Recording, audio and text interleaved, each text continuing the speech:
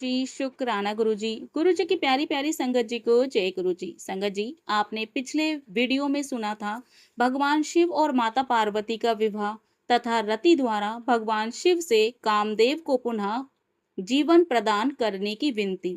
और आज आप सुनेंगे माता पार्वती की विदाई का वह भावुक क्षण जब उनके माता पिता उनकी पुत्री को विदा कर रहे थे। यह विदाई केवल माता पार्वती की नहीं थी, बल्कि एक माता पिता के हृदय की वह भावना थी जिसे आज कलयुग में भी हम उसी रूप में महसूस करते हैं। जब एक पिता अपनी पुत्री का कन्यादान करता है और फिर उसकी विदाई का समय आता है, तो पूरा वातावरण भावुक हो जाता है। आंखों में आंसू होते हैं, मन में बेटी की यादें होती हैं और हृदय में उसके सुखी जीवन की प्रार्थना। और इसी तरीके से बेटी भी अपने मायके की वह सारी यादों को पीछे छोड़कर अपने नए जीवन में प्रवेश करती हैं। संगत जी, आइए आज हम उसी दिव्य और भावुक क्षण को महसूस करते हैं। जय गुरु जी, शुक्राना गुरु जी। ओम नमः शिवाय, शिव जी सदा सहाय। ओम नमः शिवाय, गुरु जी सदा सहाय। हर हर महादेव। 52वां अध्याय। शिवजी जी का हिमालय के ग्रह में वर वर्ग भोजन और शयन। ब्रह्मा जी बोले, हे तात, अब हिमालय ने सबको भोजन कराने के लिए अपने आंगन को सजाया। आंगन धो लीप कर सुगंधित वस्तुएं छिड़की गईं। फिर अपने पुत्रों तथा अन्य शैलों द्वारा सब देवताओं को बुलवाया। विष्णु आदि सब देवताओं को साथ ले शंकर जी भोजन करने चले। हिमालय ने स्वसागत सबको भोजन कर बिठाया। अनेक वस्तुएं परोसी गईं। शिवजी जी को अग्रणी कर सब देवता भोजन करने लगे। सभी पंक्ति बांधकर हास्य करते हुए पृथक पृथक भोजन करने लगे। शिवजी जी के गणों की अलग और विष्णु आदि सभी देवताओं की अलग पंक्ति बैठी। चंदी के गण अलग ही भोजन कर रहे थे। प्रसन्नता से हास्य परिहास हो रहा था। सबने आनंद से भोजन कर आचमन किया। विष्णु आदि देवता अपने स्थान को गए, किंतु मैना की आज्ञा से सब स्त्रियां शिवजी जी को रनिवास में लिवा गईं। मैनाक ने शिवजी जी को रत्न सिंहासन पर बिठाकर अनेक बातें की तथा विचित्र भवनों और सज्जित शैयाओं को दिखलाई। पर्वतराज के उस सुंदर रनिवास को देखकर महेश्वर प्रसन्न हो गए। फिर लीलापूर्ण भगवान ने वहां रत्नों के उत्तम पलंग पर शयन किया। उन्होंने वह रात्रि बड़े व्यतीत की। प्रातः सुंदर वाद्यों के रव से शिवजी जी आगे जागे। सभी देवता तथा अन्य लोग शिवजी जी का ध्यान करने लगे। उसी समय विष्णु जी की आज्ञा से धर्मराज ने शिवजी जी के पास जाकर उन्हें जनवासे में आने का निवेदन किया। तब मैना से आज्ञा ले आगे आगे धर्म और पीछे पीछे शंकर जी अपने जनवासे में आए। लोकाचार के अनुसार उन्होंने ऋषियों की वंदना की, विष्णु की वंदना की, फिर स्वयं भी देवताओं और ऋषियों से वंदित हुए। चारों ओर जय जयकार शब्द होने लगा। बड़ा कोलाहल हुआ। इति श्री शिव महापुराण तृतीय पार्वती खंड का 52वां अध्याय समाप्त। जय गुरु जी, शुक्राना गुरु जी। हर हर महादेव। 53वां अध्याय। हिमाचल के गृह से वर की विदाई। ब्रह्मा जी बोले, अब विष्णु आदि सब देवता और तपोधन मुनि वहां से विदा लिए उद्यत हुए। हिमालय अपने बंधुओं के साथ जनवासी में आया। शिवजी जी की अनेक प्रार्थना कर कृतज्ञता प्रकट की और निवेदन किया कि कुछ दिन और यहाँ निवास कीजिए। यह सुन विष्णु आदि देवताओं ने गिरीश रादुल को धन्यवाद दिया और कहा कि तुम्हारे समान त्रिलोकी में पुण्यधारी कोई नहीं है। इस प्रकार परस्पर एक ने दूसरे की प्रशंसा की। जय ध्वनि, वेद ध्वनि और साधुवाद की ध्वनि से आकाश मुखरित हो गया। अप्सराएं नाचने लगी। मागध स्तुति पाठ करने लगे और बहुत सा द्रव्य दान दिया गया। हिमालय ने फिर शंकर जी को आमंत्रण कर बारातियों सहित सबको घर बुलाकर उनके चरण धोए। फिर शिवजी जी सहित सबको सुंदर स्वादिष्ट भोजन कराया। भोजन कराते समय नगर की स्त्रियां सबको देख हंस हंस कर मधुर वाणी में सुंदर गालियां देने लगीं। पश्चात भोजन कर सबने आचमन कर प्रसन्नता और तृप्ति पा अपने स्थान को प्रस्थान किया। तीसरे दिन भी सबका सम्मान हुआ। गिरीश ने विधि पूर्वक दान मान सहित सबका आदर किया। चौथे दिन सविधि चतुर्थी कर्म किया और इस अवसर पर भी साधुवाद और जय धुनी सहित बड़ा उत्सव हुआ और हिमालय ने बहुत सा दान दिया।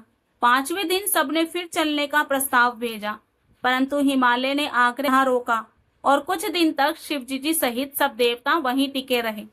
पश्चात सप्त ऋषियों ने जाकर मैना और हिमालय को बहुत समझाया, शिव तत्व का वर्णन किया तथा शिवजी जी को विदा करने का अनुरोध किया। तब हिमालय ने स्वीकार कर बड़े आदर से सबको विदा किया। जब शिवजी जी कैलाश को चले तो मैना उच्च स्वर से रोती हुई शिवजी जी से बड़ी स्तुति कर उनकी कृपा मांगने लगी। पुनः पुत्री को समीप कर मैना उच्च स्वर से रोने लगी और उन दोनों के आगे गिर पड़ी। तब शंकर जी मैना को समझा देवताओं सहित मौन हो वहां से चल दिए। पुर के बाहर अपने एक उपवन में हिमालय ने उन्हें ठहराया। पश्चात वहां से देवताओं सहित शिवजी जी विदा हुए। आगे पार्वती का विरहोत्सव ध्यान से सुनो। इति श्री शिव महापुराण तृतीय पार्वती खंड का 53वां अध्याय समाप्त। जय गुरु जी। शुक्राना गुरु जी। हर हर महादेव। 54वां अध्याय पतिव्रताओं के धर्म वर्णन। ब्रह्मा जी बोले, इसके अनंतर सप्तऋषियों ने हिमालय से फिर विदा मांगी। हिमालय पार्वती के वियोग से व्याकुल हो गए, उन्हें मूर्छा सी आ गई। पश्चात चैतन्य हो तथा सुख है कर संदेश मैना के पास जाकर कहा। हर्ष शोक से युक्त मैना पुत्री की विदाई की सामग्री संग्रह करने लगी। वेद और कुल का सविधि आचार हुआ। मैना ने पार्वती को अनेकों प्रकार के रत्न भरणों से युक्त किया, 12 आभूषण दिए, सारा श्रृंगार किया। मैना के हृदय को जानने वाली एक ब्राह्मण की प्रतिव्रता स्त्री ने गिरजा को पातिव्रत धर्म की शिक्षा दी। द्विज पत्नी ने कहा, हे पार्वती, मैं तुम्हें कुछ पतिव्रताओं के लिए ऐसे धर्म का उपदेश करती हूँ जिससे उन्हें त्रिलोक का सुख प्राप्त होगा। हे देवी, तुम इसे ध्यान पूर्वक सुनो। वह प्रतिव्रता स्त्री धन्य और पूज्य है जो अपने स्वामी को परमेश्वर मान उसके सदृश ही उसकी सेवा करती है। वहां तो सुख भोगती ही है और अंत में उसे पतिलोक की भी प्राप्ति होती है। सावित्री, लोपामुद्रा, अरुंधति, शाडिल्या, सतरूपा, अनुसुईया, लक्ष्मी, स्वधा, सती, सज्ञा, सुमति, श्रद्धा, मैना और स्वाहा तथा और भी पतिव्रताएं हैं जिन्हें मैं यहाँ विस्तृत रूप से नहीं कह सकती, किंतु पातिव्रत के प्रभाव से सभी जगत में मान्य और पूज्य हैं। ब्रह्मा, विष्णु, महेश और देवताओं तथा ऋषियों ने भी इनको सम्मानित किया है। इस कारण तुम सर्वदा अपने पति शंकर की सेवा करती रहना, क्योंकि यह सत्पुरुषों के गति, दाता और दीनों पर कृपा करने वाले हैं। प्रतिव्रताओं का यह धर्म श्रुतियों और स्मृतियों में लिखा गया है। पातिव्रत परायण को उचित है कि जब पति भोजन कर लेवे तब स्वयं भोजन करे। ऐसा करने से स्त्री को सर्वदा आनंद की प्राप्ति होती है। पति के सो जाने पर स्वयं सोवे और पति से पहले ही जागे तथा निश्चल भाव से पति की प्रिया बनी रहे और उनका हित करे। कभी बिना अलंकार के पति के सामने ना जावे और पति के परदेश रहने पर तो कभी श्रृंगार ही ना करे। प्रतिव्रता को उचित है कि वह अपने पति का कभी नाम भी ना लेवे और पति के दुर्वचन कहने पर भी स्वयं उन्हें दुर्वचन ना कहें, ताड़ना देने पर भी प्रसन्न रहें और मारने पर भी, हे स्वामिन, ऐसा कहकर कृपा मांगो। जब पति बुलावे तब सारा कार्य छोड़कर उसके पास चली जावें और जो कार्य हो पूछकर प्रसन्नता से उसकी आज्ञा का पालन करें। द्वार पर देर तक न ठहरें, दूसरों के घर न जावें, किसी की बात सुनकर किसी से प्रकाशित न करें, सर्वदा हित कर समय की प्रतीक्षा करें तथा पति की आज्ञा के बिना कभी तीर्थ यात्रा न करें। और समाज तथा किसी के उत्सव में जाने की कोई आवश्यकता नहीं। स्त्री का तीर्थ तो उसके पति का चरण है। पति का जूठन उसके लिए महाप्रसाद है। देवताओं, पितरों तथा अतिथियों को बिना भोग लगाए कभी न खाएं और सेवक, गो और भिक्षुक को भी भोजन देवें। उसे प्रतिक्षण सामग्रियों के संग्रह तथा चतुरता, प्रसन्नता और मितव्ययता का ध्यान रखना चाहिए। पति की आज्ञा के बिना स्त्री व्रत और उपवास आदि न करे, क्योंकि बिना आज्ञा के कुछ फल नहीं होगा और परलोक तो भी बिगड़ता ही है। पति कैसा भी नपुंसक, रोगी, वृद्ध और दुखी क्यों ना हो, स्त्री उसका उल्लंघन ना करे। जब वह स्त्री धर्म से रजवती हो तब भी 3 दिन किसी को मुख न दिखावे और जब तक स्नान से शुद्ध न हो जावे तब तक उसका कोई शब्द भी न सुनने पावे। पतिव्रता को उचित है कि वह अपने पति को शिव रूप ही जाने। पति से कभी भी कातर वाक्य न बोले और न पति की निंदा ही करें। गुरुजनों के रहते हुए कभी भी जोर से ना बोलें और ना उच्च स्वर में हंसें। अपने पति को कभी तू ना कहें और सोत से कभी ईर्ष्या ना करें। ईर्ष्या करने से वह दुर्गम होती है तथा जो स्त्री अपने पति की आंख बचाकर अन्य को देखती है वह कानी, कुमुखी तथा विरूपा होती है। जैसे जीव बिना देह क्षण मात्र में अपवित्र हो जाता है, वैसे ही बिना पति के स्नान करने पर भी स्त्री अपवित्र हो जाती है। स्त्री अपना शील कभी भंग न करे, क्योंकि ऐसी पतिव्रताओं पर ही पृथ्वी को गर्व होता है। वही स्त्री पापनाशक है जो सर्वदा पवित्र रहती है। गृहस्थी की जड़ स्त्री है, सारे सुखों की जड़ स्त्री है, क्योंकि धर्म फल की प्राप्ति के लिए संतान वृद्धि में स्त्री ही कारण है। वही सच्चा गृहस्थ है जिसके घर में प्रतिव्रता स्त्री है। पतिव्रता और गंगा में कोई भेद नहीं, वे शिव और पार्वती के समान पवित्र हैं। स्त्री के लिए उसका पति ही ओंकार और वेद तथा श्रुति है। पति तप है तो स्त्री क्षमा है। यदि पति फल है तो स्त्री सत्क्रिया। हे पार्वती, ऐसे ही स्त्री पुरुष धन्यवाद के पात्र हैं। 4 प्रकार मैंने तुमसे इस प्रकार का प्रतिव्रताओं का धर्म संक्षेप में कहा। अब उनके भेद को सुनो। प्रतिव्रता उत्तमादि भेदों से 4 प्रकार की होती है, उत्तम, मध्यम और अधम तथा निष्कृष्ट। जो स्त्री स्वप्न में अपने पति के सिवा दूसरे को नहीं देखती वह उत्तम प्रतिव्रता है, तथा जो दूसरे को शुद्ध बुद्धि से पिता, भ्राता तथा पुत्र के समान देखती है वह मध्यम पतिव्रता है।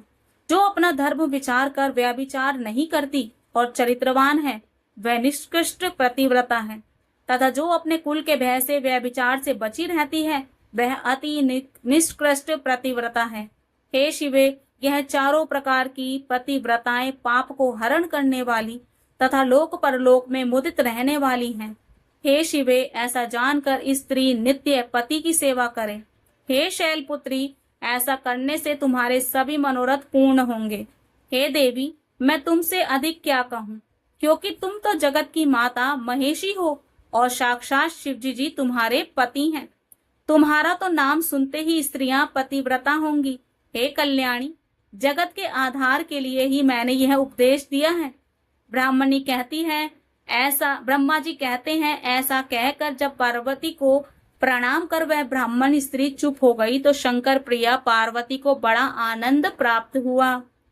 इति श्री शिव महापुराण तृतीय पार्वती खंड का 54वां अध्याय समाप्त। जय गुरुजी, शुक्राना गुरुजी, हर हर महादेव। 55वां अध्याय हिमालय के ग्रह से शिव पार्वती की विदाई तथा ब्राह्मणों द्वारा संबोधन। ब्रह्मा जी बोले, इस प्रकार उस ब्राह्मणी ने देवी पार्वती को पातिव्रत धर्म की शिक्षा देकर मैना से कहा, अब इनको विदा करो। तब बहुत अच्छा कहकर मैना प्रेम के वशीभूत हो गई। फिर धैर्य धारण कर पार्वती को बुला विरह से व्याकुल हो उन्हें बारंबार पकड़कर उच्च स्वर से रोने लगी। पार्वती भी दीनता के वचन कहकर माता का आलिंगन कर उच्च स्वर से रोने लगी। शोक से व्याकुल मैना और पार्वती दोनों ही मूर्छित हो गईं और पार्वती के रुदन से देवताओं की पत्नियां मूर्छित हो गईं। फिर तो सभी स्त्रियां रोने लगीं। और अचेत हो गईं। औरों की तो बात ही क्या है, विदाई के समय स्वयं योगीश्वर प्रभु भी रोने लगे। उसी समय अपने सब पुत्रों और ब्राह्मणों सहित हिमालय वहां आए और पार्वती को गोद में लेकर कहा, कहाँ जाती हो? बारंबार ऐसा शब्द कह मुंह से रोने लगे।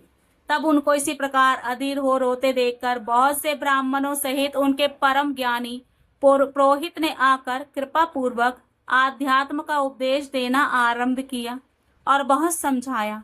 पार्वती ने बड़ी भक्ति से माता पिता और गुरु को प्रणाम किया और वह लोकाचार से बारंबार रुदन करने लगी। पार्वती के रुदन को देख उनके माता पिता और भाई बड़े ही व्याकुल हो गए। अन्य स्त्रियां, भ्राता और पिता भी प्रेमबद्ध हो बारंबार रोने लगे। तब ब्राह्मणों ने आकर सबको सादर समझाया और कहा कि अब यात्रा की सुगत लग्न टल रही है, देर मत करो। फिर तो हिमालय ने धैर्य धारण कर मैना को समझाकर पालकी मंगाकर उस पर पार्वती को चढ़ा दिया तथा माता पिता और ब्राह्मणों ने आशीर्वाद दिए। पार्वती ने माता पिता तथा अन्य द्विजों, पुरोहितों और उनकी स्त्रियों को नमस्कार कर प्रस्थान किया।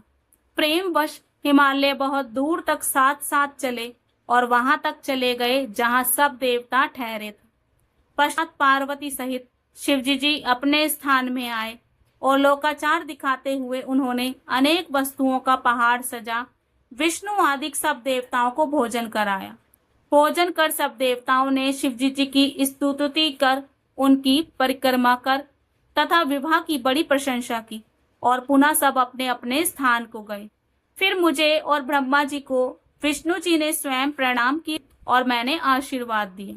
फिर शंकर के आगे स्थित हो हमने और विष्णु जी ने हाथ जोड़ शिव को प्रणाम कर उनके विवाह की प्रशंसा की तथा अपने स्थान को आए। शिवजी जी भी कैलाश में स्थित हो पार्वती के साथ विहार करने लगे। समस्त गण आनंदित हो उनका भजन करने लगे। हे तात, इस प्रकार मैंने शिव और पार्वती का विवाह वर्णन किया, जो शोकनाशक, आनंददायक और आयुवर्धक है। जो शिव में मन लगाकर यह सुने और सुनावेगा वह शिवलोक को प्राप्त करेगा। यह आख्यान परम अद्भुत और मंगलकारी है। इससे सब विघ्न शांत होते हैं तथा यह समस्त व्याधियों को नाशक है। इस आख्यान से यश की प्राप्ति होती है और यह स्वर्ग तथा आयु को देने वाला, पुत्र और पौत्रों को बढ़ाने वाला, कामदायक और भक्ति मुक्ति प्रदायक है। इससे अल्प मृत्यु नहीं होती तथा यह महान शांति और कल्याण का दाता है। इससे बुरे स्वप्नों की शांति होती है तथा यह बुद्धि ज्ञानदायक है। यह शिवजी जी को सभी अवस्था में प्रसन्न करने वाला, विशेषता शिवजी जी के प्रतिष्ठापन के समय तो इसे अवश्य ही पढ़ें तथा शिव संबंधी प्रत्येक कर्मों के आरंभ में इसे पढ़ें। इसके पढ़ने से शिवजी जी प्रसन्न होते हैं, इसमें संदेह नहीं। जो पवित्र होकर शिव पुराण को पढ़ते हैं उसके सभी कार्य सिद्ध होते हैं, यह सत्य है, सत्य है। इति श्री शिव महापुराण की रुद्र संहिता द्वारा तृतीय पार्वती खंड का भाषानुवाद संपूर्ण। शुभ मस्तु। जय गुरु जी, शुक्राना गुरु जी, संगत जी। रुद्र संहिता जो कि श्री शिव महापुराण का द्वितीय खंड है, उसके अंतर्गत आने वाला पार्वती खंड आज समाप्त हुआ और कल हम पढ़ेंगे रुद्र संहिता के अंतर्गत आने वाला कुमार खंड, जो कि भगवान शिव के विवाह की सारी बात मतलब भगवान शिव के विवाह की सारी लीलाओं को बताएगा, जहां पर उनके पुत्र का जन्म हुआ, कार्तिकेय जी का जन्म हुआ और उन्होंने क्या क्या लीलाएं की, कैसे वह भगवान शिव की पूजा करके सभी देवताओं के स्वामी बने, सेनानायक बने और बाद में उन्होंने तारकासुर का भी वध किया। जी, आज के पार्वती खंड के इस पावन प्रसंग में ब्राह्मणी द्वारा माता पार्वती को दिया गया प्रतिव्रता धर्म का उपदेश संपूर्ण नारी जाति के लिए एक कल्याणकारी संदेश है। यह हमें सिखाता है कि विवाह के बाद एक स्त्री कैसे अपने आचरण और समर्पण से अपने परिवार और संबंधों को सुखी और समृद्ध बना सकती है। बहुत ही प्यारा संदेश। और मैं आज अपनी वाणी को यही विराम दूंगी। जय गुरु जी, शुक्राना गुरु जी, हर हर महादेव।